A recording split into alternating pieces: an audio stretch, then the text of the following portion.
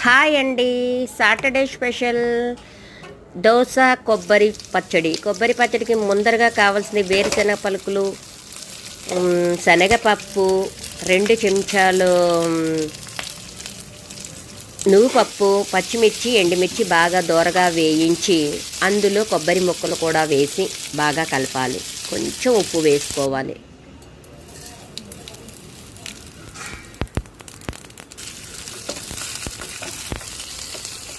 ఉప్పు వేసుకున్న తర్వాత ఆ కొబ్బరి ముక్కల్ని గ్రైండ్ చేసి చక్కగా ఒక పోపు వేయాలి. ఏమండి, ఈ పోపులో మాత్రం కంపల్సరీగా కొంచెం ఇంగువ వేయాలి.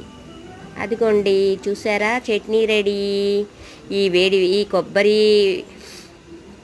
నువ్వులు చట్నీ చాలా టేస్టీగా ఉంటుంది. దోశల్లో అయితే ఇంకా బాగుంటుంది. సో మీరు కూడా టేస్ట్ చేయండి. చూసారండి ఎంత బాగుందో. బాయ్.